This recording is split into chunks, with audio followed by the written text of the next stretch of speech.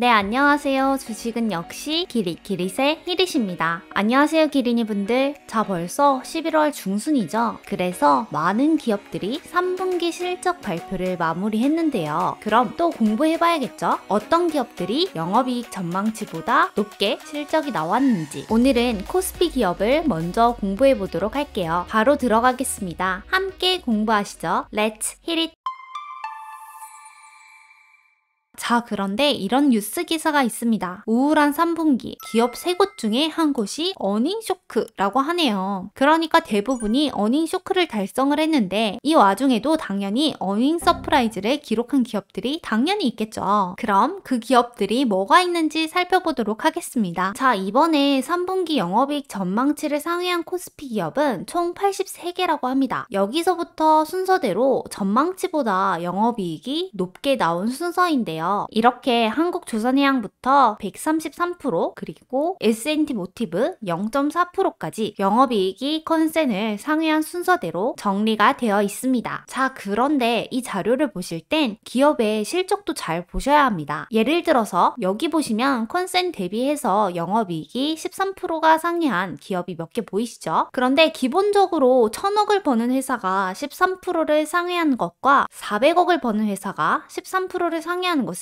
금액적으로 봤을 때는 큰 차이가 있겠죠. 그러니까 컨센을 상회한 순서대로 정리가 되어 있어도 실적을 참고하시면서 체크하시면 될 것 같습니다. 자, 그리고 스크린샷을 찍으실 분들은 마지막에 다시 한번 시간을 드리도록 할게요. 자, 그런데 이 자료를 보고 있으니까 기업도 너무 많고 그래서 눈도 침침하고 보기가 조금 힘드시죠? 그래서 상위 10개 기업만 보도록 하겠습니다. 상위 10개 기업을 보면 한국조선해양부터 삼성물산까지 있는데요. 한국조선해양은 3분기 영업이익이 1887억 원을 달성하면서 시장 전망치였던 809억 원을 133% 상회했다고 합니다. 그리고 SD바이오센서는 131%, LX하우시스는 116%, SKD&D는 116%, 애경산업은 94%, 무림PMP는 88%, 한국엔컴퍼니는 84%, 삼성생명은 73%, SK가스는 70%, 삼성물산은 67%를 상회했다고 합니다. 자, 그리고 우리가 2분기 때 공부했을 때는 상위 10개 종목 중에서 에너지가 4개가 있었는데 이번에는 SK가스 하나밖에 보이지가 않네요. 그리고 자본재가 3개가 있다고 합니다. 자, 그런데 이렇게 10개 기업의 3분기 영업이익이 얼마인지, 컨센이 얼마였는지, 그리고 전년 동기, 그러니까 작년 3분기 때 얼마를 벌었는지, 컨센 대비해서 몇 프로인지, 전년 동기 대비해서 몇 프로인지 이 자료만 보고는 당연히 공부가 부족할 수밖에 없겠죠. 그렇다고 이 상위 10개 종목을 다 공부하기에는 여러분의 저녁 시간이 매우 소중하기 때문에 제가 이 상위 10개 종목 중에서 몇 개만 가볍게 골라와 봤습니다. 참고로 지금부터 공부할 종목은 절대 매수 매도의 추천이 아니고요. 그냥 이 기업들이 뭐 하는 기업이고 어떻게 어닝 서프라이즈가 나올 수 있었는지 그리고 어떤 전망이 있는지 정도를 간단하게 살펴보도록 하겠습니다.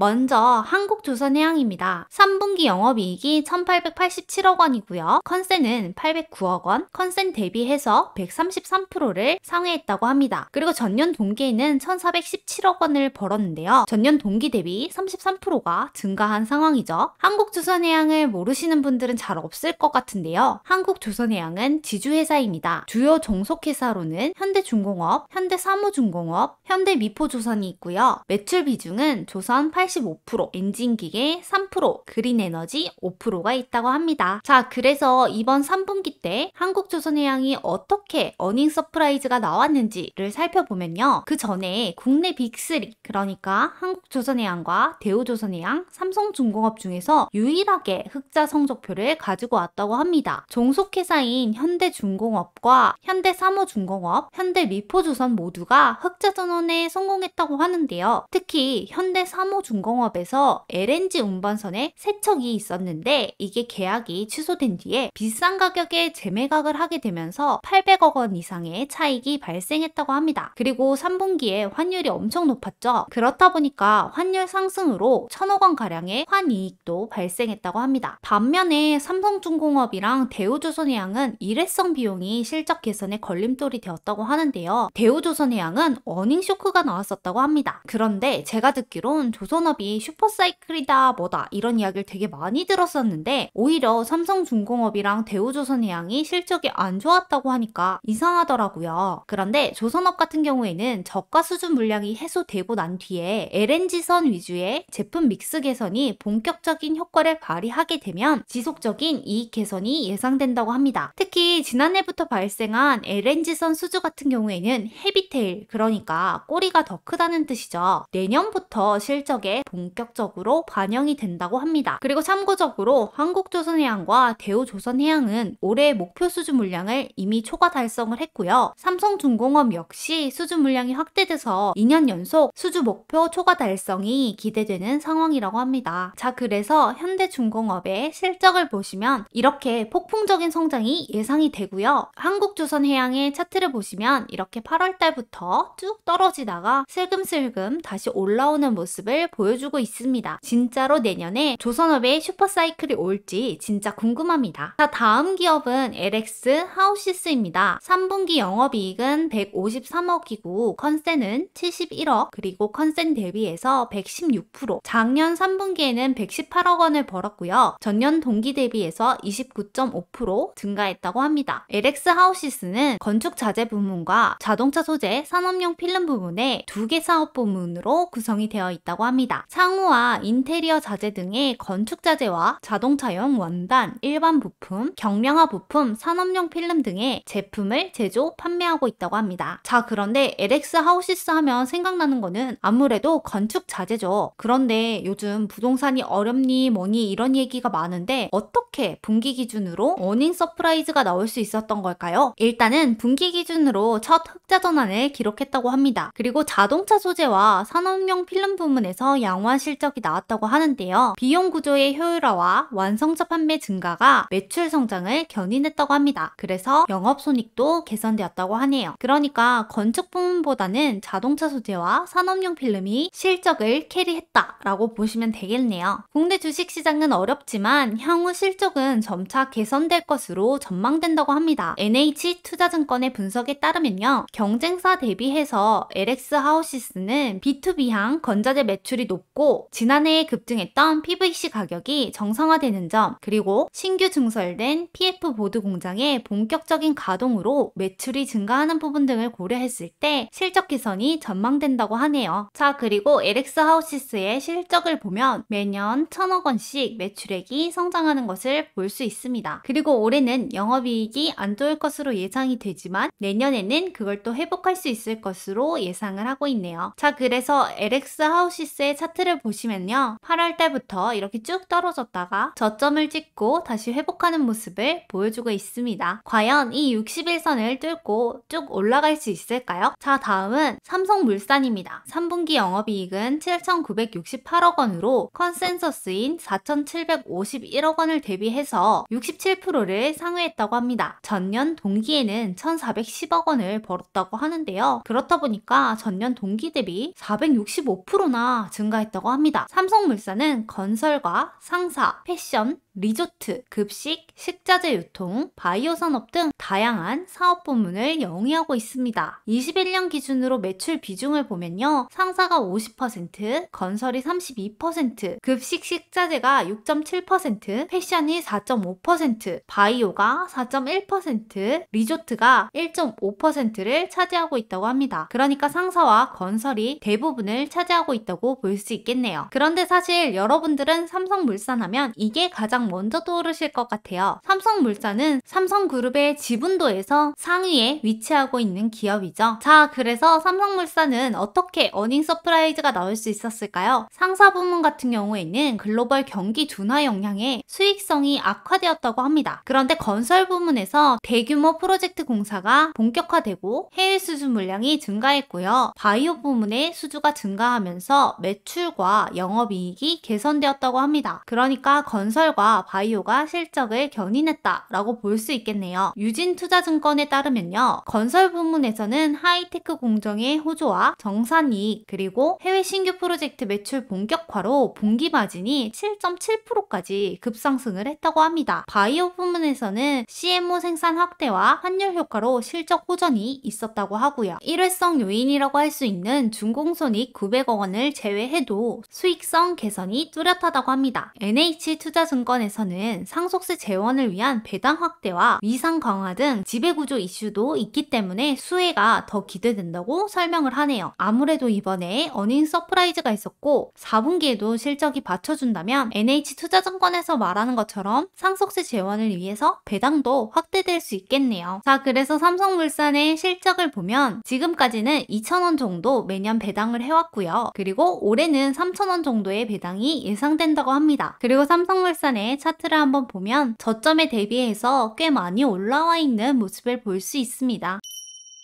그래서 상위 10개 기업 중에 3개 기업에 대해서 공부를 해봤는데요. 그런데 상위 10개에 포함되진 않지만 조금 눈길이 가는 기업이 있어서 그 기업도 2개만 공부해보도록 하겠습니다. 여기 12번에 있는 현대에너지솔루션인데요. 전년 동기에 대비해서 5000%나 실적이 증가했다고 하니까 이게 뭐 때문인지가 궁금해서 현대에너지솔루션을 픽했고요. 그리고 또 전년 동기 대비해서 410%가 증가한 현대일렉트릭도 한번 살펴보도록 하겠습니다.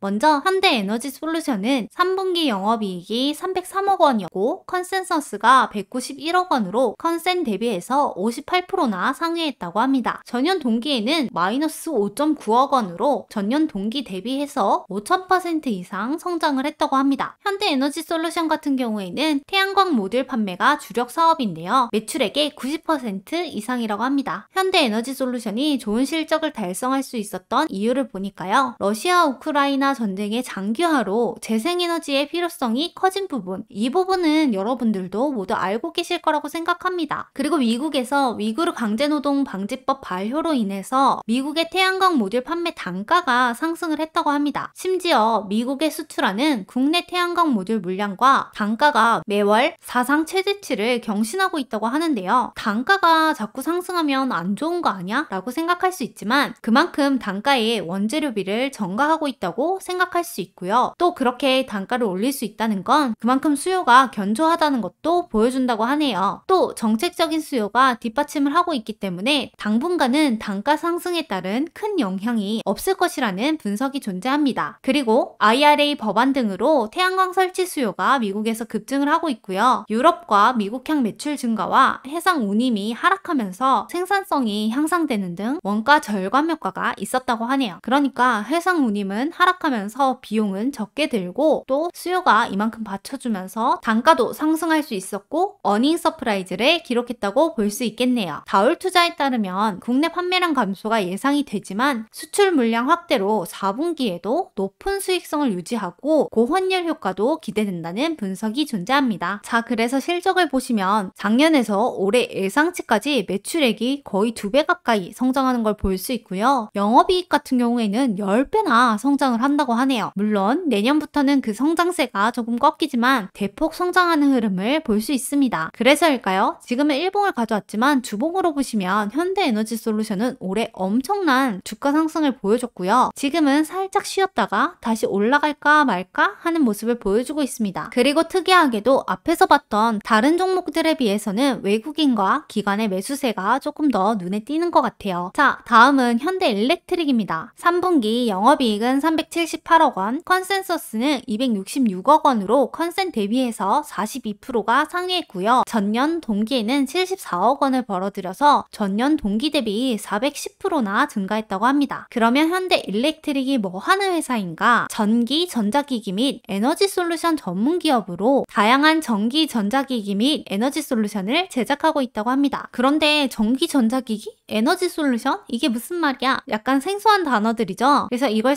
살펴보면 전력 변압기와 고압 차단기 등 전력기기와 배전반, 중저압 차단기 등 배전기기, 그리고 전동기를 포함한 회전기기 등을 생산한다고 합니다. 그러니까 전력을 송출하고 배전할 때 필요한 그러한 기기들이라고 볼 수 있겠네요. 자, 그럼 현대일렉트릭은 어떻게 좋은 실적을 냈을까요? 3분기는 계절적으로 비수기였다고 하는데요. 그럼에도 불구하고 선별적인 수주 전력과 조선 업황 개선 및 환율 상승에 따라서 실적이 개선되었다고 합니다. 특히 북미 시장에서 매출 1190억 원을 기록하면서, 참고로 이 1190억 원은 전년 동기 대비해서 77%가량이 증가한 거라고 하고요. 또 중동 시장에서도 매출이 전년 동기 대비해서 72%가 늘어난 910억 원을 달성했다고 합니다. 해외 변압기와 회전기기 매출 증가, 그리고 환율 상승 효과로 양호한 실적을 달성했다고 하는데요. DB금투에 따르면 선별 수주 기조에도 중동, 선박, 북미 등 주요 시장의 수주가 올해 매출을 큰 폭으로 넘어섰으며, 내년에는 질적인 측면까지 개선되는 성장이 기대된다고 합니다. 4분기에도 발주 움직임이 지속되면서 유럽 수주가 재개되고, 내년에는 매출 성장과 수익성 개선 움직임까지 확연할 것으로 분석이 된다고 합니다. 자, 그래서 현대일렉트릭의 실적을 보면요, 확실히 매출과 영업이익이 큰 폭으로 성장하는 것을 볼 수 있습니다. 그리고 최근 동향을 보면 기관 같은 경우에는 큰 폭으로 매도를 하다가 다시 매수하는 모습을 보여주고 있고요. 외국인이 꾸준히 매수하고 있는 모습을 볼 수 있습니다. 차트도 다른 애들과 다르게 확실히 우상향하는 모습을 보여주고 있습니다. 현대일렉트릭 같은 경우에도 올해 큰 폭으로 주가가 오른 종목 중에 하나인데요. 주가가 올해 1월 대비해서 2배 이상 상승을 했다고 합니다. 자, 그래서 기업 몇 가지를 살펴봤고요. 그리고 3분기에 영업이익 컨센 상회한 섹터 분포표를 보면 산업재가 26%, 경기소비재가 20%, IT가 13%로 많은 비중을 차지하고 있는데요. 나머지는 다 비슷하다고 볼 수 있겠네요.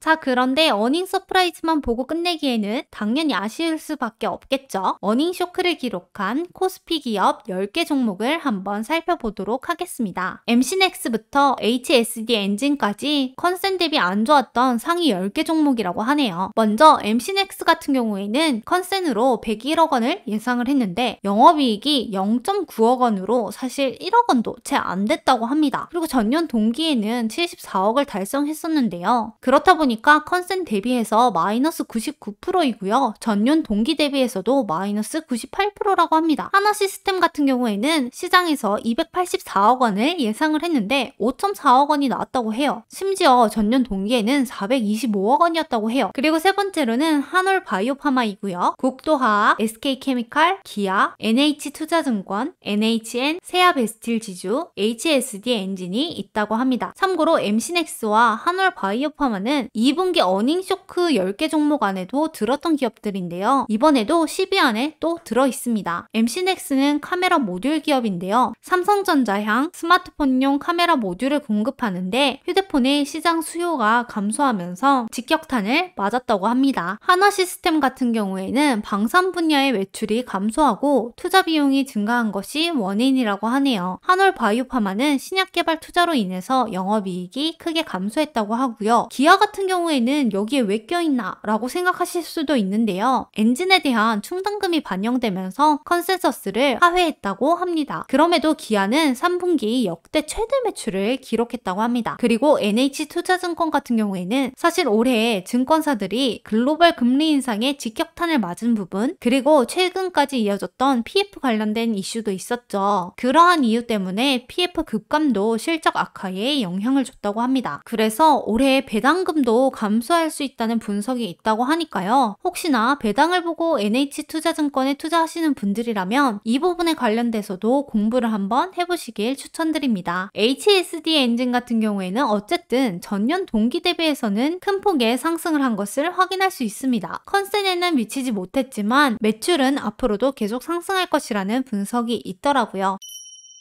자, 그리고 2분기에 컨센을 상회했던 종목 중에서 3분기에도 컨센을 상회한 종목이 있나 한번 살펴봤습니다. 그러니까 2분기에도 컨센을 상회했고 3분기에도 컨센을 상회한 코스피 종목은 총 43개라고 합니다. 3초 뒤에 넘어가도록 하겠습니다. 자, 그럼 또 궁금해집니다. 1분기와 2분기에도 영업이익이 컨센을 상회했는데 3분기에도 컨센을 상회한, 그러니까 올해 3개 분기 연속으로 컨센을 상회했던 종목이 있을까요? 1분기, 2분기, 3분기 모두 다 컨센을 상회한 코스피 종목들입니다. 총 33개나 된다고 하네요. 이렇게 3개 분기 연속으로 컨센을 상회했다는 건 그만큼 업황이 좋았나? 라는 생각이 들게 하는데요. 어떤 이유로 이렇게 좋은 흐름이 나왔는지는 여러분들이 한번 공부해 보시는 것도 좋을 것 같네요. 3초 뒤에 넘어가도록 할게요.